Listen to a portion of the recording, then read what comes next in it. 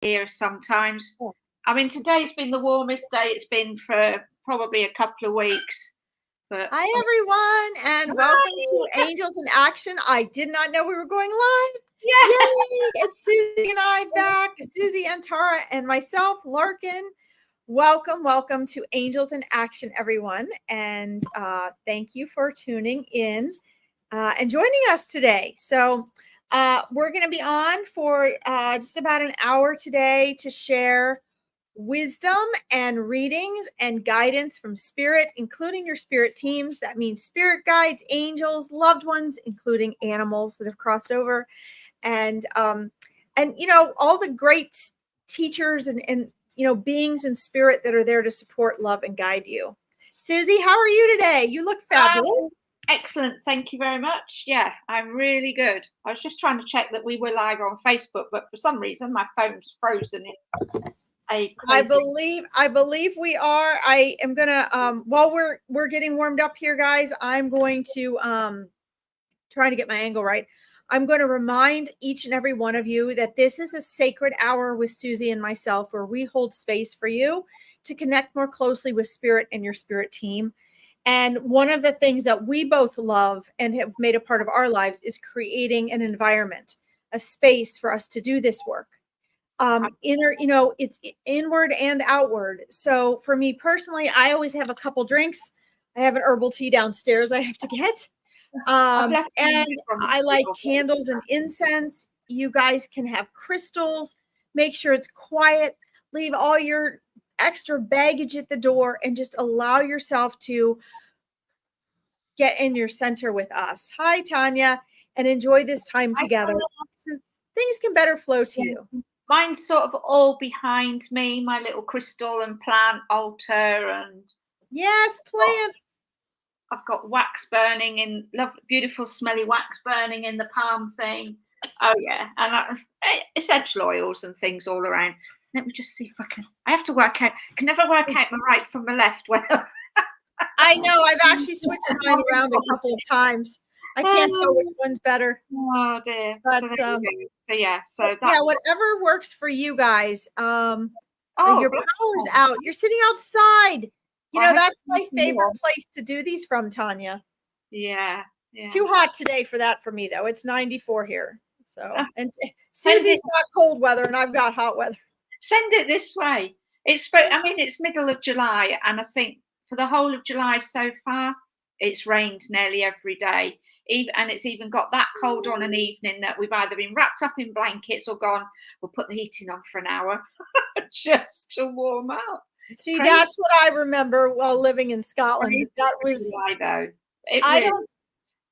I don't think I ever wore, I can barely remember ever wearing short sleeves or anything sleeveless other than if I was going to Spain or something like that.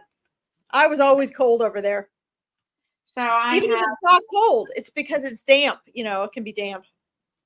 Yeah. So but today we've been blessed with sunshine. So I've had a day in the garden, cleaning, clearing, and tidying up, and getting all the borders looking nice with my Buddhas and angels and things. So it looks lovely. I saw your posts. Creating my outdoor sacred space, because sacred space, as we know, can be anywhere we choose it to be. We don't have to have a specific full-on shelf unit like this. It can be your windowsill. It can be a little spot in the garden.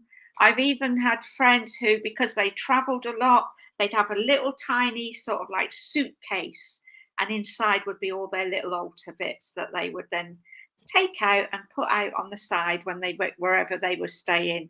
So yeah, this is a wonderful habit for you all to get into. Just, you know, your hi Kaz, welcome. Your inner self is reflecting your outer environment and vice versa. So, you know, do yourself a favor and, you know, make the adjustments you need. Make sure that everything you look that is in at least that room where we're doing this, your special room where you're journaling or whatever, make sure that at least that space, you've got one space at least in your home environment that can be a sacred space that you walk into it and you just decompress. Yeah. You feel comfortable. You can't wait to go in there. I mean, you know, for me, it was always having my cards and my spiritual books and my journals and my, like Susie was mentioning, a plant and, you know, my wonderful music. And, you know, I sort of decorated it however I want. And for each of you, that can be special and unique, but it is good for you. It will be helpful. So, yes. Sacred spaces. What a great way to start off today's conversation. Absolutely. I know, beautiful. And I just create little sacred spaces wherever I go, really. You know, I'm just sat here looking and I've got my lovely little money plant. Oh, yes. Those are wonderful. It's got little crystals all in it and feathers that I've been gifted. I found this lovely little piece of driftwood, which had the perfect angel shape. Perfect. When I was down at the lakes. And then I've got my beautiful rose quartz angel. Oh, that's beautiful. And then, yeah, so all of this is just sat here on my working space. And for each of you, that can be different. Hi, Anne-Marie, welcome. Hi. For each of you, the sacred space can be different. And, you know, as Susie was saying, anywhere you go, I mean, I think for both Susie and I at this point, we create a sacred space wherever we go by nature. But if you're talking about just getting started with this, wondering how do I create that or find that and nurture that sacred space within myself? How do I set up my environment to create and reflect that? If you're trying to develop that internally, working on your external environment is a great way to do it. Are you treating your space like it's sacred? Is your car clean? Is your room, you know, is it full of trash and junk or is it cleaned out? Is the energy able to flow? Is it full of things you love or things that trigger something negative when you look at them? You know, maybe it's even what you're wearing. I mean, if I don't love something, I don't put it on myself. So that's another way of you as a human person being a sacred space. Absolutely. And thank you, Tanya. Lovely to see you. She says, did that when she ended a bad relationship, redid her living room with all flower pictures. Perfect. Absolutely beautiful. And that's a way of clearing your energy as well. You know, just making changes that make you feel bright, light, enlivened, you know, happy, joyful, whatever they may be. But decluttering is an important part of it, as Larkin says, you know, making that time to just make sure everything's clear and tidy. It doesn't mean to say that there aren't moments where you get a bit messy. I mean, I get messy when I'm working, when I'm doing my creative stuff, and I've got notepads and journals, and I'm just writing lots of bits, books open, you know, card decks out. And then afterwards, I will just tidy it all up into neat little piles because I might still need to access it. Because one of the things that I learned many years ago doing NLP and hypnotherapy is that if your space is cluttered, it can be a reflection of your mind. It can be a reflection of the thoughts that are cluttering up, you know, your head, and you're constantly on the go and running around in circles. And I do still notice that if I've let things pile up a little bit, you know, maybe I've left a few bits of clothing on the dressing table, or, you know, there's bits and pieces around books and paperwork and all of that, I suddenly realized that perhaps what am I thinking about? Where am I not processing my thoughts? Where am I not focusing? What am I ignoring? Because if I'm letting things get messy, then my mind is obviously getting a little bit untidy as well. But the minute I do a declutter, tidy up, and make sure everything looks, you know, not immaculate, as, you know, not pristine, immaculate, clean and tidy is always good. But, you know, I then realize how much more clarity I'm getting around things that I'm working with or working on. So, yeah. Absolutely. Yeah, I think, you know, this is interesting. Anne-Marie says, I must admit, when I'm messy, I don't feel as good in myself. You know, yeah, I mean, that's true because as, you know, as Susie was mentioning, everything starts with energy, right? And so even your subconscious, that 95% of your mind you're not aware of, gets triggered by the mess. Visually, when we have more stimuli, we feel more stressed, more anxious. We're reminded of things. This is why, like, even if you don't like hotels and you go, when you go on a vacation and you walk into that hotel room or that, the home you're renting or whatever, it's just, you feel like this sense of peace and relaxation, because a lot of things around you remind you there's things to do. There's a busy life. There's things, on your to-do list. Whereas when you have a fresh slate, it feels so much better. I'm not saying you guys have to be minimalist. I did a whole series of that with my mindset coaching clients. But for each person, I think you need to find at which point does creating space in the form of clearing out and cleaning out tip the scales to making your life better. Because oftentimes cleaning out and letting go is actually adding, it's contributing to your well-being, to your success. We live in a world that always wants us to add stuff. And, from Spirit's perspective, of course, none of those things are relevant. They're just physical items. But when we have around us the things that are really valuable to us, that we love, but we don't have too much, there's room for new in our life. There's room for creativity. There's room for money and abundance. There's room for new and better relationships.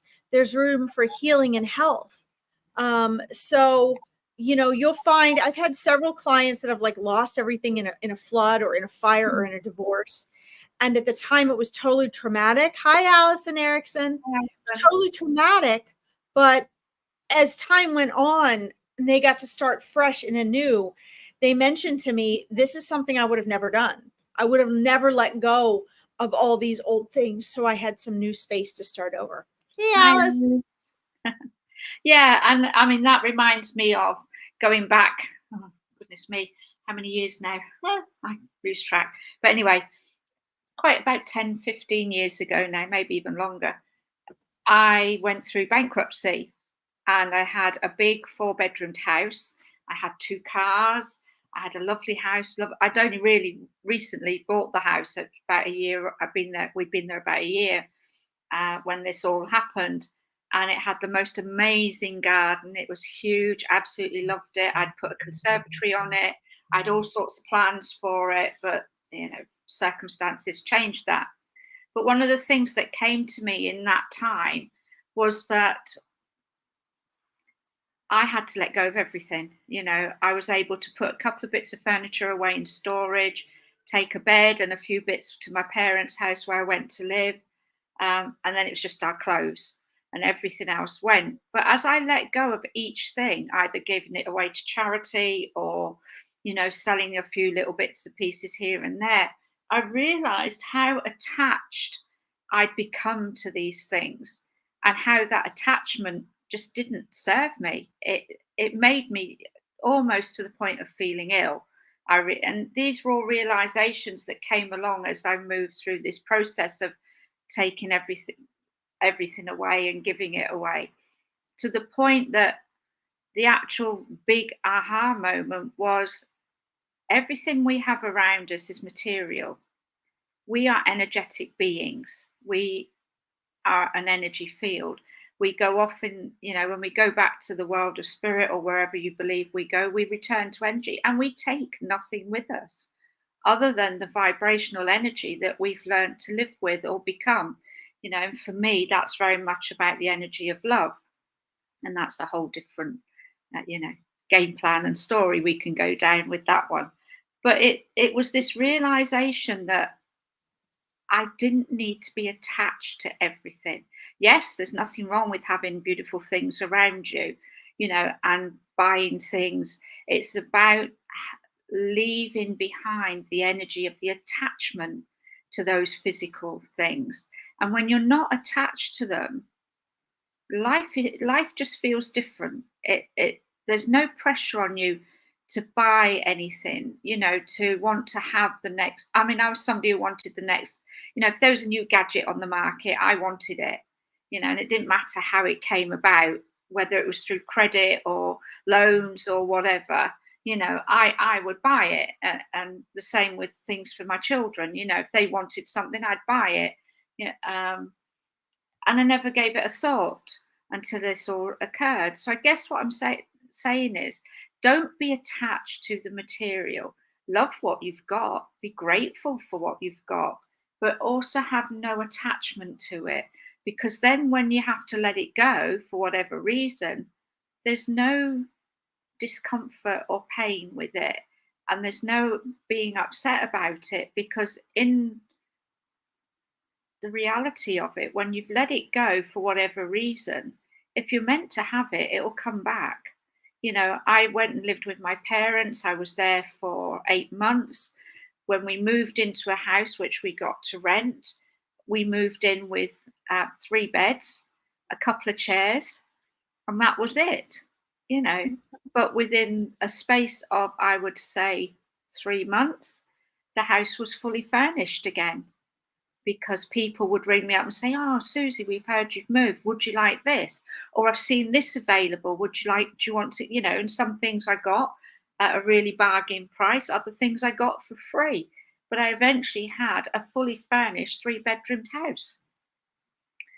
So no attachment. And then I moved from there, and same thing happened again. Downsized to a very small cottage, got rid of a lot of furniture, moved back again, bigger house, and within a matter of a couple of months, everything was full again. So just don't. I think that's such a good example, Susie. And I think one of the things for everyone to take away with here is really shifting our perspective. We have, you know, really 2 topics here. We have the element really of detachment, which actually goes beyond just looking at physical things, right? It has to do with mental and emotional. It has to do with letting go of our identity, letting go of relationships, letting go of our ideas of ourselves. This is something we have to constantly do, is make, you know, the Buddhist monks used to teach this. And it was so important. This is one of the philosophies in Buddhism, actually, which is not a religion, by the way. It's a way of life. And it's to integrate into your life the intention of constantly being able to let go, because this is something that's naturally going to happen anyway, right? In our lives, we always are going through cycles, whether it be mental, emotional, physical, relationship wise, whatever it is, of acquiring and letting go, and acquiring and letting go, or gaining and building up to something and then having to let go. And since this is a natural and unavoidable pattern of life, it's really important if we learn to embrace that and make it a way of life, and learn to gracefully go through that. And, you know, that's something like you hear Susie said, and then it happened again, right? So sometimes we have these things happen in big ways to give us this opportunity to learn this and experience this and learn to do it on our own. So that's a good question, Anne-Marie. So, you know, it is about letting go, but it's also not just about letting go. So we'll talk about letting go as well. But if you were listening, Susie was talking about the element of detachment. And that's actually a mental skill. It's a mental and emotion is the mind and the body. So we're talking about a mindset ability to be able to let go. Not, and here's the real important part. Okay. And then Anne-Marie will get to your question. It's not so much about, you know, we're programmed to look at things as, oh, we have to let go, as though it's negative, or we're losing something and that's negative. Other cultures, such as the Buddhists, they see that as the other side, right? Just the other side of what we call gaining or acquiring. And so whenever we, especially here in the US, and it's really spreading all over the UK and Western Europe as well, when we acquire things or we gain things or we win things. Hi, Catherine Murphy. Hi, Alice. We see it as good. We see it as what we want. We see it as beneficial. When we see ourselves having to let go or release or give up or give away, we see that as negative. And one of the things I want you guys, hey, Dolores, one of the things I want you guys to shift, not just into hearing what we're saying now, but actually create a mindset to live by, is to get yourselves to a point where you don't see the letting go or the losing or the going away as a negative. You actually see it as an equal to the buying something, gaining something, getting something, winning something. There is always a balance there. If you win something, there's always the alternative energy. If you get something for free and you're not purchasing it, there's always still a loss in the energy. There's a give and take in the energy. There always has to be balance. When you give something away or you're cleaning out things that are difficult for you to get rid of and let go of, guess what? You're going to feel the benefit within you. So you're not really ever losing anything. Hi, Sarah Jane. Susie, did you want to tackle that question first since I've been talking? Letting go? Whoa, yeah. It's a big one, right? It is a big one. And in truth, I can't really say how I let go. Obviously, you know, initially it was forced upon me. I had no choice. You know, I was losing a house, it was being repossessed. So I had to empty it and I had nowhere to go. So it was something that happened to me. But it was during that process that I just had the realization that actually, with each piece of equipment, furniture that disappeared, that left me, you know, be it sold or given away, when I was donating it to charity, in reality, I actually felt good because I knew that I was helping somebody else as well. But also, with each time that things went, there was this energy of my whole being just felt lighter. It was like I didn't have to worry anymore about how I was going to pay bills, how I was going to, you know, maintain all this equipment and furniture, etc. And I know that probably sounds a bit odd, but it wasn't. It just gave me this feeling of I feel so much lighter. I mean, don't get me wrong. There were days when I felt really down about it. And, you know, I went through the guilt and the emotion of guilt for the fact that in my mind at that point, I'd lost the roof over my head and my son's heads, who were teenagers, you know, and having to go and live with my parents as much as I loved them. And we got on fine and there was no issues. You know, at the age of 40 something and 2 teenage sons living with your parents can be a bit of a challenge. So, you know, there was all of those emotions connected to it, but it was just having that moment of realization that actually all of this is material, you know, and we don't take it with us, you know, we don't carry it into another lifetime. And I also had the realization as well that how many TVs can I actually watch at once? You know, how many pairs of shoes can I wear at once? Well, you can't. You can only wear one pair at a time. You know, how many dresses can I wear? How many coats and clothes? It was all those little things that just made me realize that actually I didn't need those things. As long as I had something to keep me warm, dry, you know, dress nicely in, go out in, I didn't have to have wardrobes full of clothing. And I was somebody that was like that, you know, and now I'm not. But it takes work, I guess, and it's a process of understanding that you don't have to be attached to material things. Yes, they're nice to have, and you know, we can manage without them as well. I'm sure there's more to that in mindset wise. I used to do meditation work that helped me through the processes of the guilt and things like that. And it just became a process of time, really, and just learning that I really didn't need those things. And also, I guess, having a bit of practicality around the fact that I didn't have the money that I would have had prior to that. So therefore, I was limited in what I could spend and buy. So that helped as well. Working with my angels helped me.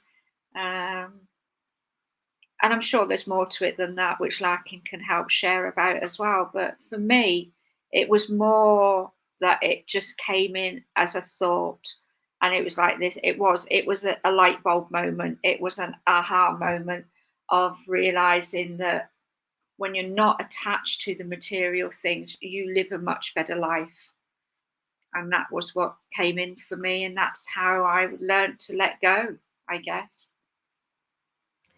I think that, hi, Sarah Jane. Hi, Sarah Jane. We'll get to your question in a minute. I want to talk for a moment about letting go as well. You know, as a mindset coach for 15 years, this is always a part of people's journey. And as I think Susie was making so clear, you each are on your own path. So you're each going to have to find your own, what works best for you by feeling around with your own habits, your own beliefs. You're each going to have different mindset blocks. You're each going to have emotional barriers. Remember, emotion is the mind and the body. So thoughts come first and then emotions. So if you have emotional attachment to things, it is connected to thinking and beliefs. And that, I say this every time, even here on the metaphysical broadcasts, you are only aware of 5% of your thinking. So the part of you that is listening to Susie and I, that's analyzing how we talk and what we're presenting, and are we authentic or not? And do you like us or don't you like us? And what are our backgrounds? And are we lying to you or not? Okay, all of that is your 5% of your conscious mind. Thinking, analyzing, constantly asking, do you like this? Do you not like this? What can you get out of this? The part of your mind that is running your life is the 95% you're not aware of. 95%, my friends.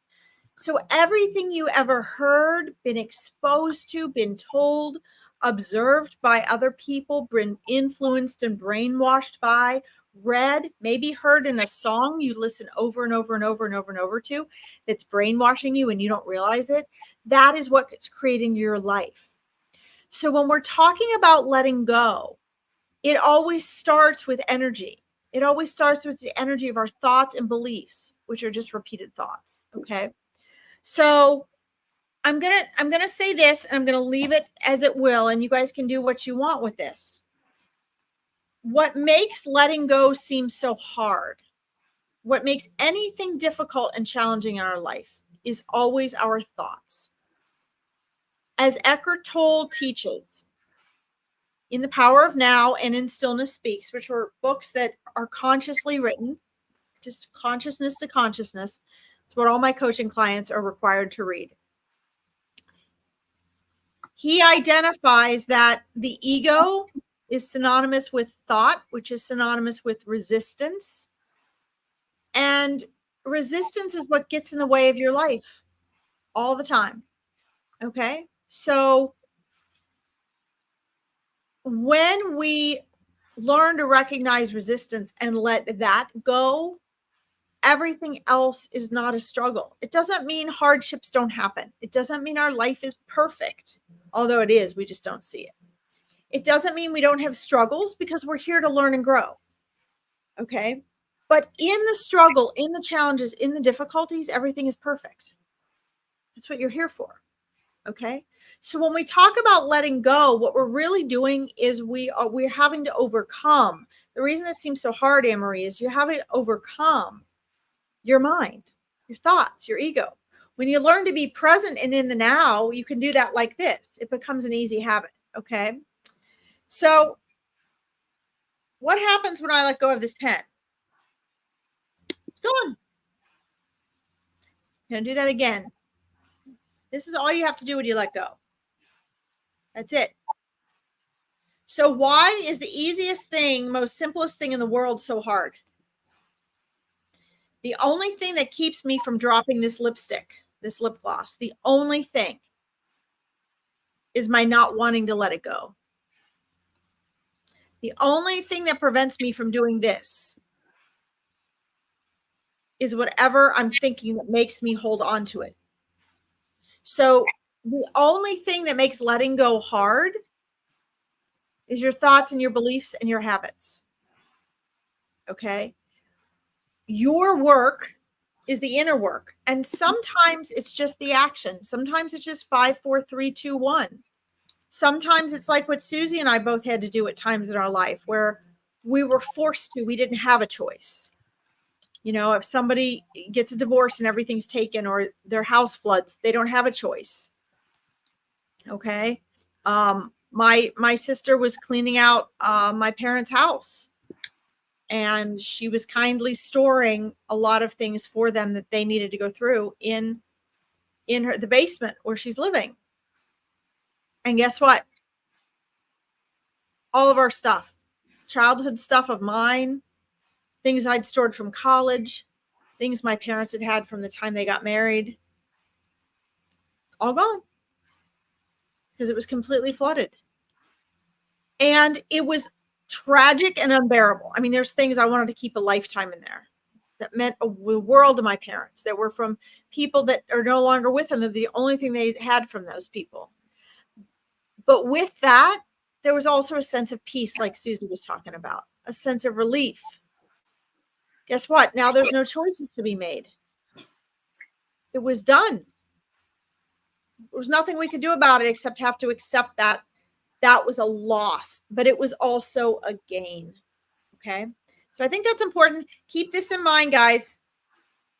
Just a matter of changing your practice. Okay. And that's, I feel, just adding on to what you've just said there, you've just reminded me of something that happened. It was a few months after my husband died. I was looking at moving house, and my mother-in-law rang me, very upset that I was moving house, leaving the home that he and I'd shared together with the children, albeit we'd only lived there perhaps, I don't know, 2, maybe 3 years. And I just said to her, you know, as much as I love the home that I'm in, I feel the need to change. I need to shift what's going on. And of course, at that point, I didn't understand about energy and all of that. And I certainly wasn't walking a spiritual path, for want of a better label, at that point. But I just said to her, you know, if this house burnt down tomorrow with everything in it, you know, that was connecting me to Bob, I said, the best thing and the thing that would keep me going would be the fact that myself and my boys were safe. I said, you know, all the memories that I have connected to my husband are here in my heart. You know, they're in the two living beings that we brought into the world. You know, so as long as they were safe and I was safe, then the memories are never going to go away. Just the physical items will no longer be there. And it was really interesting that shortly after that conversation, while I was in the process of packing up to move, we were burgled. And during that period, everything that I'd packed up that belonged to Bob, his records, his books, his DVDs, all of his CDs, all of that, because they were all boxed and ready to go, were the things that the thieves stole. You know, so when I got back to the house, everything apart from, well, his clothing had already gone anyway, but everything apart from a few pieces of jewelry that belonged to him had literally all gone, taken. Wow. I know. And it just reaffirmed to me that I was blessed with that. My sons were safe. I was safe. We were fortunate. We weren't actually in the house at the time that it took place. You know, we'd gone to spend some days with my parents. So again, I wasn't yes, I was sad, you know, that they were gone. And these days you have insurance, so I did get covered by that as well, you know, for the damage that they caused and everything. Did I replace some of those items? No, I didn't, because I didn't need them. I had what I needed, which was the memories that live in my heart, and my 2 sons who are now grown men with their own families. But again, it just showed me even then, and I look at it now and reflect on it, it even showed me then that when you don't attach yourself to something, then life feels different. Your energy feels different. Things are different. I was angry. I'd been burgled. I got over that in a couple of days. And I moved on. I didn't stay attached to it. You know, some people stay in anger for such a long time. But so I think even then, I was either being guided by angels, spirit, whoever, or I just intuitively knew, without even knowing that I intuitively knew, that I didn't need to be attached to these things. And interestingly enough, you know, this, guys, is where, you know, intuition and spirit and guidance connect with our mindset, because we, you know, I was talking about the 95% of your mind you're unaware of. How Susie identified with being burgled. Nothing has meaning until we give it meaning. So the meaning that she gave it led the path to where she was going to go from there. Did she carry it around with it, angry at who was going to burgle her, talking for the next 10 years about how horrible it was, all these things were taken away, and she was going to give them to such and such? No. She gave the meaning to it that was healthy, that was serving for moving forward. And I think that that's very important. And it's very powerful. And the best thing you guys can do is be aware. Be aware of the meaning you're giving things. Be aware that you can shift and change that perspective and what the meaning of letting go means. Because whenever you let go of something, you always gain something as well. There's always a balance. And your life is all, it starts with energy, right? So when you're giving anything away, not even necessarily physical, right? You're going to get that same energy back. If you give somebody a black eye, that energy is coming back to you. If you give somebody a hug, that energy is coming back to you. If you give somebody a lie, it's coming back to you. If you give somebody thievery, that's coming back to you. Whatever it is, it's all energy, whether it's verbal, emotional, mental, physical. It's still, you know, what goes around comes around, right? It's a good question. Very.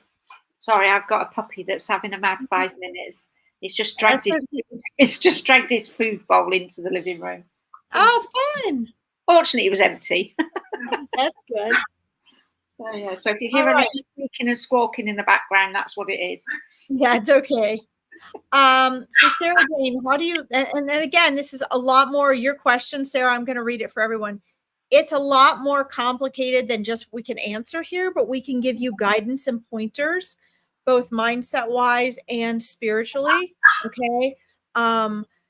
Because again, this is something that you have to do mindset and awareness on. This is a process, this letting go process. Okay. How do you let go of a partner who you adored that died suddenly with so many things left unsaid? And I feel him around me. It's not a question of me finding a new partner because I'm happy on my own with my dogs. It's letting him go. Beautifully stated and said. Susie, did you want to start with this or did you want me to? Yeah, I can indeed. Okay. So first of all, I would say, why do you want to let him go? My partner, my husband, as he was then, we were together for 12 years, married for 10. He passed away 30 years ago this year. We literally just had his anniversary this month. So I've never let him go. But what I have done is I've learned, well, not even learned, I have just become aware through my spiritual work, walking this path, doing this journey, however you want to phrase it. I've become aware that he's never far away. He's always around me. And you've said that, Sarah Jane, he's always around you, always will be. So I don't need to let him go in that respect. What I let go of is the attachment to the grief that came with his passing. With regards to things being left unsaid, at the time of his passing, it was very sudden, and it sounds very much like yours. Your partner passed suddenly as well. And the one thing that I never got the opportunity to say to him before he passed was, I love you. And that stayed with me for a while. You know, it was one of my sort of regrets, if you like, that I never had that opportunity to say I love you. But then once I started developing spiritually, learning how to work with and connect with angels, understanding spirit, understanding energy, I had those conversations. I tell him every day that I love him, you know. And there are times when I feel him around me. As the years have gone by, that's got less and less. But I know he's here. I mean, I've recently been pondering something. And whenever I'm really pondering something, the one strange thing, well, it's not strange, it's how it is. The one thing that happens for me is wherever I'm driving, I'll see number plates that spell his name. And when I see those number plates spelling his name, I know he's around. I know he's listening. I know he's supporting me. He may not come to me directly. He may not bring me, downloaded messages to my thoughts, but things will happen. And I'll just know that somewhere within that energy flow, that's where he's at. So I would say for you, if you feel you've got things that are left unsaid, but you understand that he's around you, talk to him. And if you feel odd or strange having those conversations, write him a letter. I did all of these things. I wrote letters to him. I wrote in my journal my thoughts around him. I would talk to him, and when it was really needed, and they know when they're in the world, that energy space of being in the world of spirit, they know when we need something, they will find a way to connect. And one of the ways that he used to connect for me, it was interesting, was he would appear to my mum in a dream, and she'd come to me and she'd say, I dreamt about Bob last night, no idea why. And I'd just go, thank you, because I knew that was him showing me that he was around and he was hearing and listening and having fun, because he was that sort of character. He liked to have a bit of a laugh and a joke, and he would have thought it funny that rather than coming directly to me to tell me, he'd go to my mother. So, there are all those things that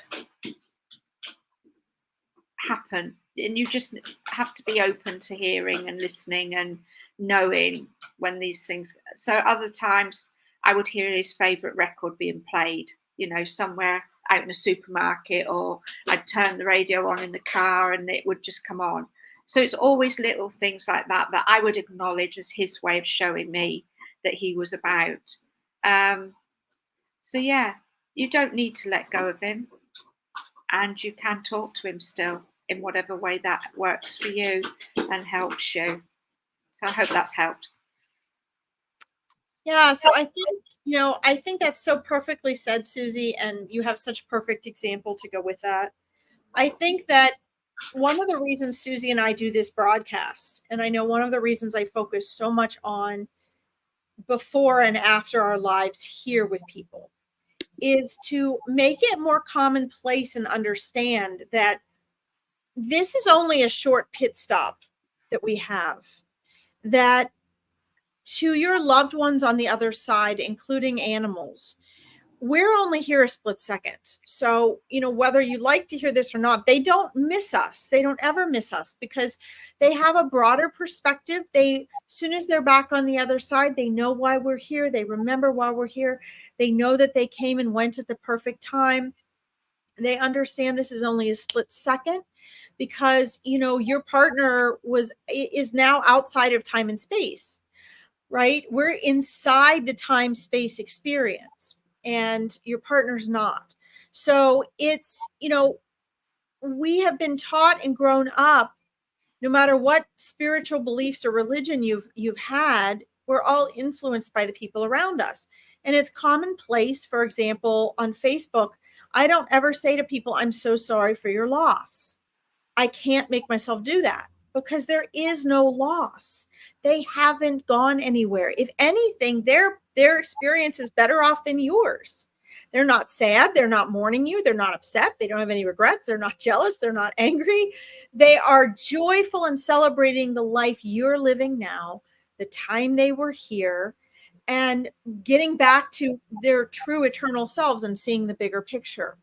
So if we can choose a frame of mind that helps us through the process, Sarah Jane, that you're going through, that is more cohesive with having a life where we're not going to suffer from the illusion of loss, then that will really serve you well. And that part's going to take some work. You know, Susie was, you know, her path showed and delivered her that. But again, it took a process, right? It takes time. Often our loved ones will come to others in dreams because we're mourning them so much and we want to hear and feel, see from them so much that even when they visit us in our dreams in the astral plane, we don't always recognize or remember it. We're often too deeply asleep and in the astral plane that we wake up and don't even know. So it serves them to come through loved ones because they can get through more easily, knowing those loved ones are going to say, hey, I had this dream, you know, about so-and-so. Whereas you might have that experience with him and wake up and not even know it. Okay. So they can see, hear, feel, and talk to you. They know what you're thinking and feeling and what you want. But we're the ones that have to relearn that. So part of your healing process, if you want it to be, I find it healing and beneficial, is to relearn how to communicate with him now that he's back on the other side. That means you are going to have to enhance your attunement to sensitivities. What Susie and I do as readers is we are more attuned to the subtleties than most people, and we've learned to practice that. And that's something each of you can do. As you become more attuned to the subtleties, whether they be external signs like the license plate, or coming to you to dreams like Stephen has come to you in dreams, or whatever the case may be. Maybe it's feeling an air temperature change or feeling them when they sit on the bed next to you. Then you'll be able to connect with them more.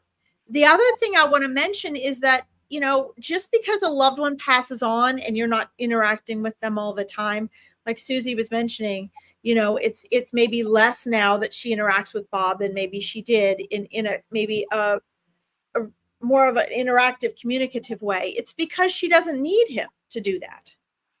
She's here in this world. So even though we can connect with them and interact with them like I do with my spirit guides, where I talk as though it's a person here, they're not meant to be a person here right now. So yes, we can connect with them. We can know they're there. We can feel their presence. They can be with us all the time. But we're also here, and they've transformed back out of non-physical. And there's always reasons for that we might not understand. So it's also not their job to be standing with us in full energetic form where we can see them 24/7 like other people in this physical form. And that is a part of our acceptance process. Yes, we miss their physical body. We miss that sound of their voice. And accepting that is really important because it is painful, even for people like Susie and I, right? It's still painful. We're human. But I think understanding and knowing that they're there, understanding and knowing how temporary this is, understanding and knowing that everything is always working out the best for you and your loved ones, no matter how it appears, believing and understanding in divine timing, knowing that they're there, even if you have to relearn the language of communicating with them. All of these things will help you on the journey and process. And as you unfold and go through these phases of what we call healing from that. But as Susie said, she said exactly what I would have said, which is you don't have to let him go. That's also an illusion that causes us pain. It's the ego that says we have to let go. But the truth is you knew him before you were in this world, and you'll know him again when you cross back out of this world. And it's like taking a vacation for your soul where you guys are just, you can still be on the phone, you can still communicate. You can learn to connect with him on, you know, on a device, meaning like from this world, just as you would if you got a new phone. But you may not, you know, you're not going to see him the same way, just as though you were on a little vacation. And as soon as you go back to non-physical, boom, there you are. Okay. Anyway, all these mindsets can be very helpful and healing in your process, Sarah. Just don't forget it's a process. Okay. Thank you for letting us talk to you. Yeah, thank you. A great question. We've got to the end. Yes, yes. It just flows so quickly. Perfect timing and such a powerful conversation. You're welcome, Sarah Jane. Hope it helps. So we're drawing to a close. It's been beautiful to connect with you all again. So sorry there's been such a bit of a gap for us all, but life has its moments. Larkin, what are you up to? What are we going to be doing in the next few weeks or months? Well, I think one of the things we want to invite you guys to check out is, Susie and I both have pages and groups you guys can check out and visit for ongoing support. We both offer free and low cost and paid readings or events and things for you. So I'd recommend that you guys follow us both, including up here you'll see the metaphysical mediums, Larkin and Susie Antara, your metaphysical mediums. That is our YouTube page. When we get enough subscribers there, we can start doing some really cool things on that page. I have an Awakening Your Intuition program that's coming up. I'm going to post a group discovery call for this week, which will be like a metaphysical sampler. And then a Meet Your Spirit Guide. So those of you that are interested in Meet Your Spirit Guides, that's coming up, and you can check that out on my Facebook page pinned to the top. I also encourage you guys to, Susie, do you want to share about your beautiful card? She's just going gangbusters with her amazing cards. Yeah. They're the most beautiful I've ever seen. Thank you. So I love creating, and I have become what's known as a digital creator, and they are just great. So I've got 2 decks now. You need to check out deckable.com. I'll pop it in here as the website, and then you just search under my name, Susie Antara James. But the recent deck that's come out, where are we going? Is Keepers. I love that. Keepers of the Galactic Codes, and these came to me 2 or 3 months ago. They're just an oracle deck, all connected to like the quantum energy field, quantum energy, and the star seeds, and just lots of wonderful sacred energy came through with these. They have actually been infused with codes and light language as well, which you can't actually see in the card themselves because it's hidden within the background of the digital creation. So these are available on a platform called deckable.com, which is a digital platform. And there's not just oracle cards, there's all sorts of amazing decks on there for inspiration, teachings. You can use it for whatever.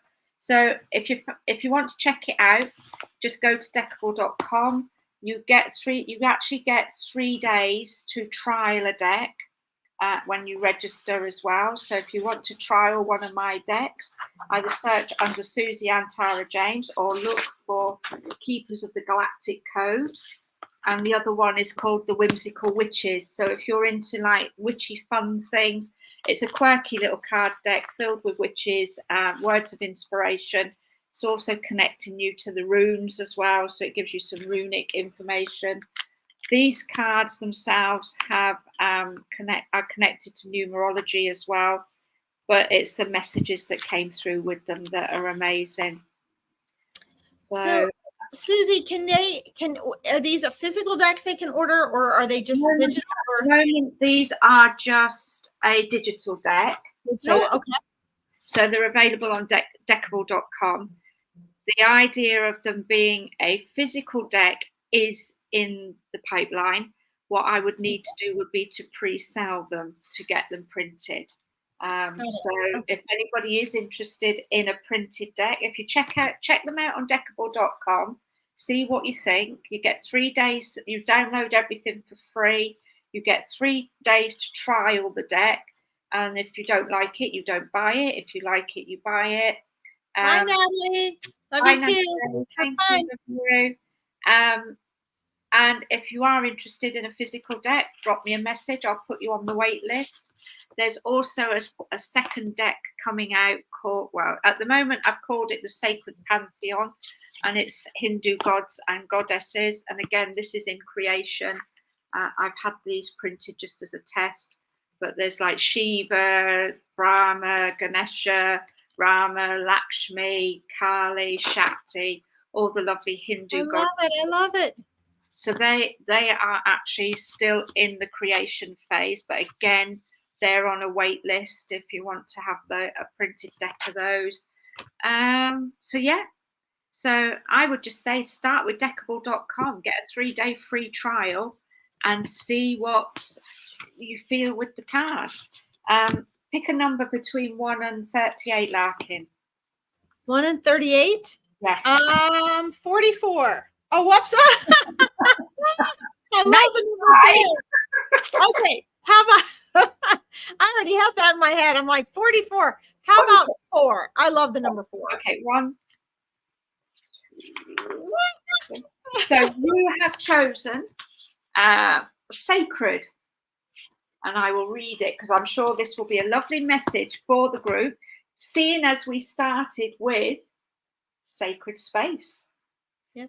It is time to honor the sacred being you are, to embrace the divine essence that flows through your very soul. You are recognized in the celestial realms for the profound beauty of the sacred work you do, a luminous tapestry woven with threads of wisdom and love. Create a sacred space, a sanctuary where the veil between worlds is thin and the whispers of the divine can be heard. In this hallowed place, invite the ethereal energies to dance with your spirit, forging connections that transcend the earthly plane. Here in the stillness and serenity, you will summon forth the divine currents, guiding you and those you touch on a journey of deep spiritual communion.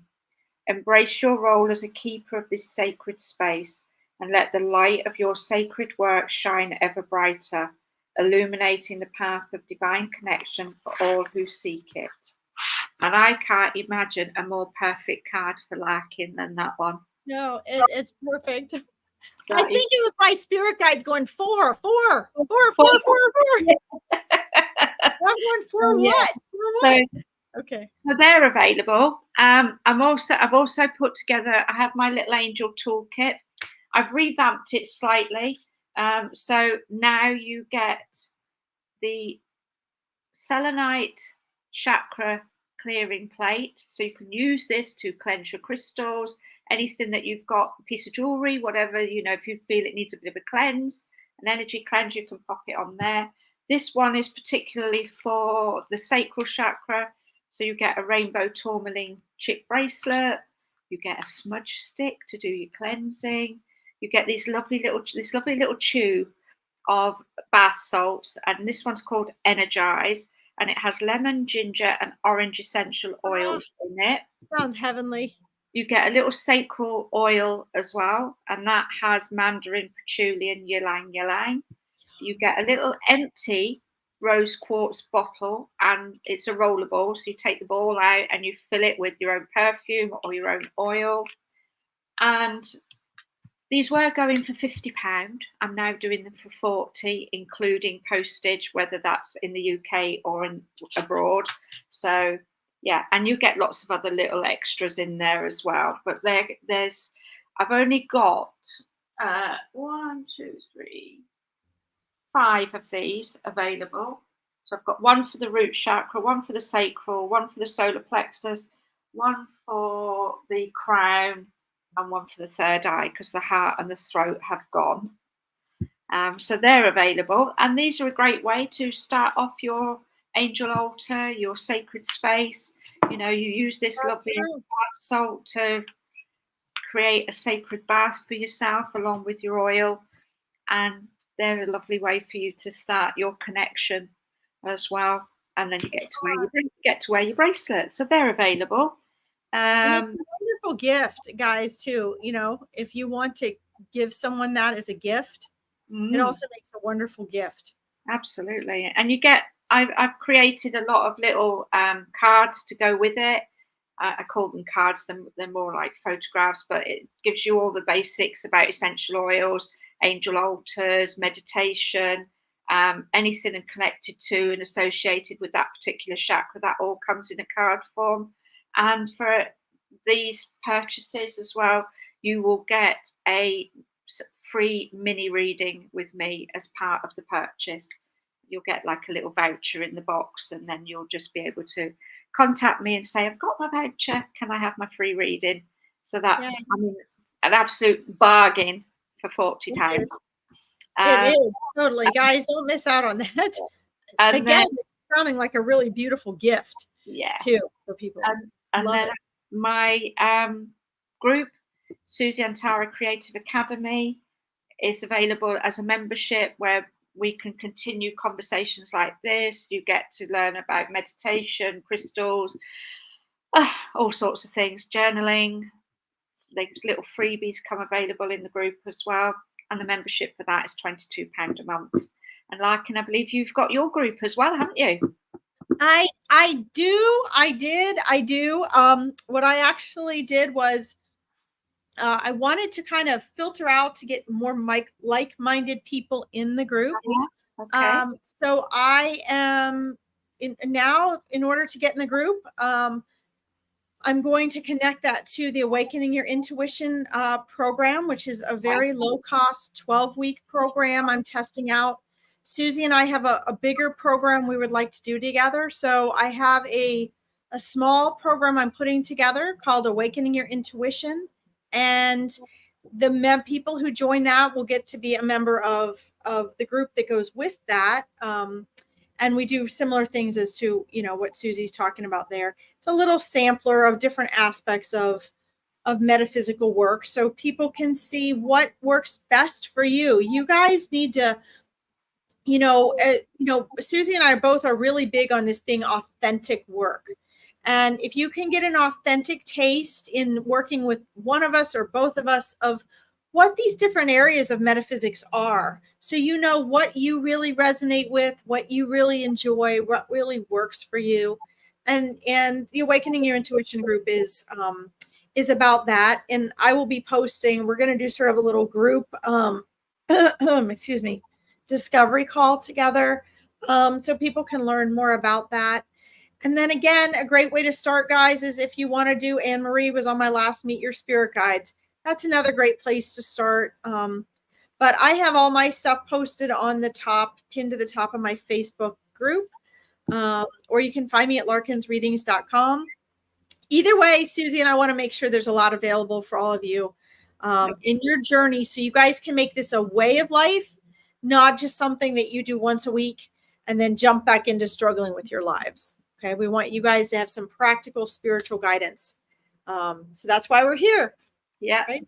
And one of the next things that I'm doing is, for those of you that followed us previously, you'll have heard me talking about Curate, which is a beautiful energy healing modality that I work with. I absolutely love it. It gives you fast results in a very short space of time. It's just amazing. It helps you just shift so many things, along with when you're working with your mindset as well. So I'm now moving on to do the training for the masters in that. So if you're interested and want to know more, again, you can follow me on my pages, Susie Antara James, Susie Antara Creative, and I talk about it on there. If you're interested, I offer a free session, like a taster session as well. And I'm also doing a special offer on a longer version session. So just check out the pages for that. And yeah, just follow us both, and you see what we have to offer for everybody. Yeah. All right. We're here to support you guys on your spiritual and metaphysical journey. Yeah. So wonderful. Thank you all for being here. And for anybody who watches the replay, thank you so much. And we look forward to you leaving any comments for us, and we will pop on and do our best to answer them. So don't forget, if you liked this, please subscribe to our YouTube channel, and go ahead and like this live so more people can find it. And we'll see you next week. Yep. Bye, everybody. Bye, everyone. Bye.